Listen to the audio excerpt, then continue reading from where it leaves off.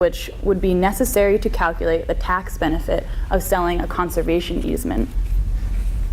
Additionally, there are over 168 types of species credits, which are defined by the species and how valuable it is. All allocation of species credits is done on a case-by-case basis by the National Fish and Wildlife Service or the Army Corps of Engineers. Biodiversity banking requires species population and distribution data, which we could not obtain for the parcels of land that we studied. In New York, there is not robust data representing the abundance of endangered species, specifically on our properties, nor is there a New York State species credit program as of yet. The results of our 2 pilot projects and an assessment of current policy incentives has shown, first, since the California carbon market is now operational, landowners not only can participate in offset programs, but can also profit financially provided their forest provides a minimum number of credits. We have not determined whether hydraulic fracturing is more or less profitable for landowners than ecosystem services. However, if hydraulic fracturing is more profitable, it likely does not bring in more profit, significantly more profit, at least in the long term. Last, landowners in the Adirondacks would likely profit from biodiversity banking, provided there was a relevant state program in effect. Looking ahead, as this project continues to take shape, we need additional academic and market research to fill the data gaps we encountered. This additional information will be invaluable as the Wildlife Conservation Society launches the New York Ecosystem Services Project in the near future.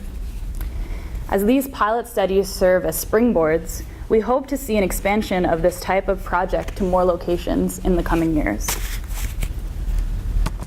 And in closing, as this project would not have been possible without them, we would like to particularly express our gratitude to our instructor and mentor, Jim Tolosano, as well as his partner, Ginny Bartholomew, for her invaluable coaching.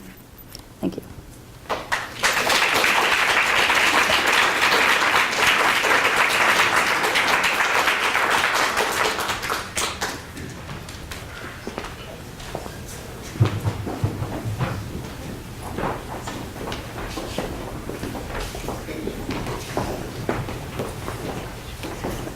We'd like to open it up to questions now, if that's okay.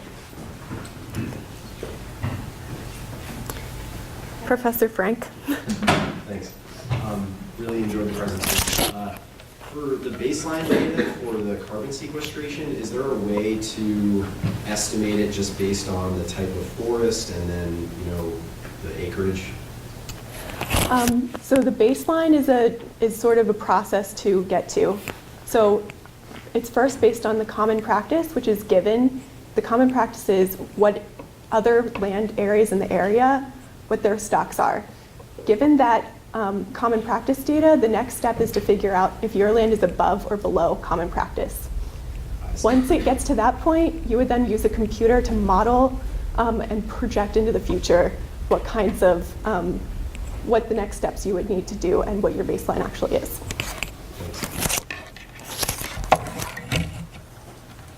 Professor Volk. For the Adirondack land, wouldn't there be rough estimates of the value of the land, the appraised value, like similar recent sales of similar size or something like that?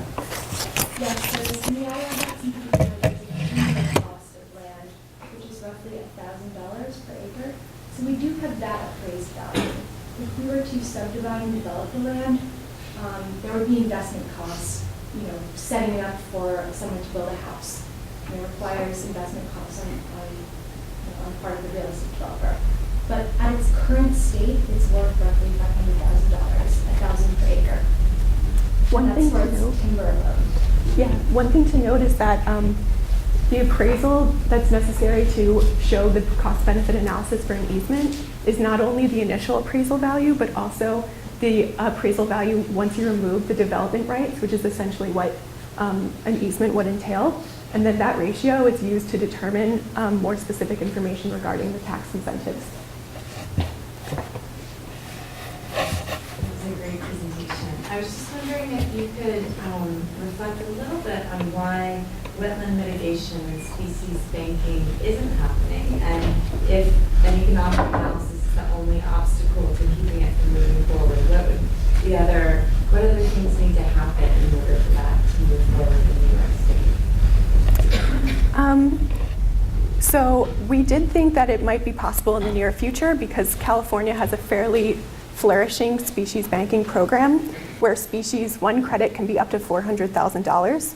And we did think that potentially, given the similar economic, given the metropolitan areas and how likely they are to flourish in New York, given the similarities between metropolitan flourishing in New York and California, that it would be possible for a similar species banking program to come to New York. We think that mainly there's a problem of awareness. Public awareness is a huge impediment to this project.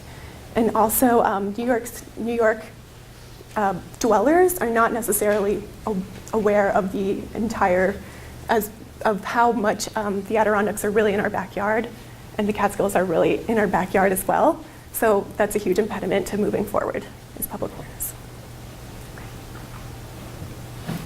To that end, did you guys explore at all tax subsidies from the New York State government and easing the financial burden on these areas?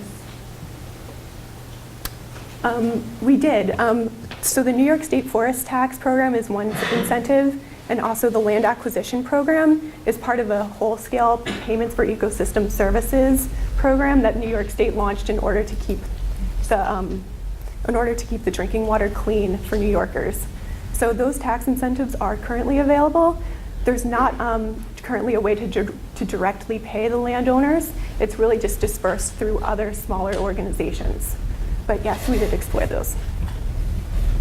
Maybe like this piece of idea, but I just wondering, so it's saying that where species are valued at higher worth, and so that associated with it. I guess it's Can't hear you. Yes, I mean, I'd like to ask everyone to speak up, but can you also repeat this question? sure. It's a big room with bad acoustics. So I had a question related to species banking. I wanted to know if it's based on the rarity of the species, if that's a criteria taken into account, and if so, are there ethical issues associated with that? That it's sort of unfair that because one species is more rare than the other, it should be valued at a higher price. I understand that's the tracking system. Okay, so California has one of the most profitable species banking programs, and the reason is not necessarily because it depends on the case-by-case and state-to-state value of the species. So according to different states, species have more or less value, and it depends on what species are endangered in the states or threatened in the states, and also at large.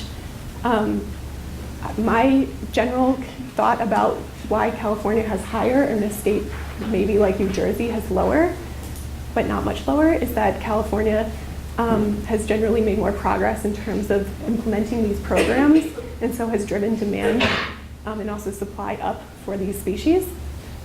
Of course, I do think that there are bioethical questions at stake here, especially given why we value species, which we could for intrinsic reasons, cultural reasons, and also we are considering, in this case, an instrumental value of the species in terms of biodiversity, and those questions we did not explore, but we would love to in the future.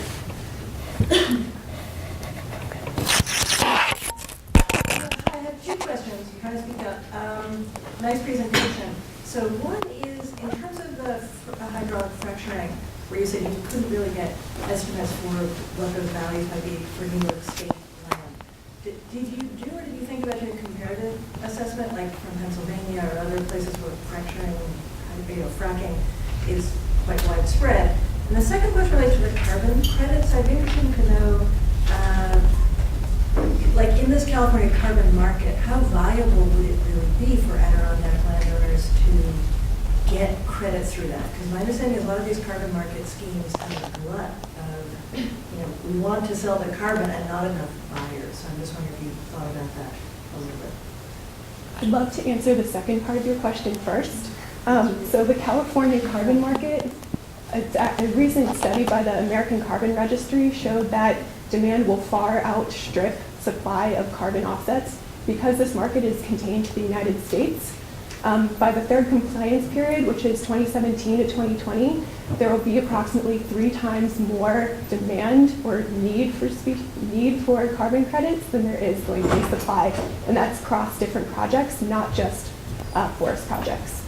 If anyone wants to answer the first part of the question.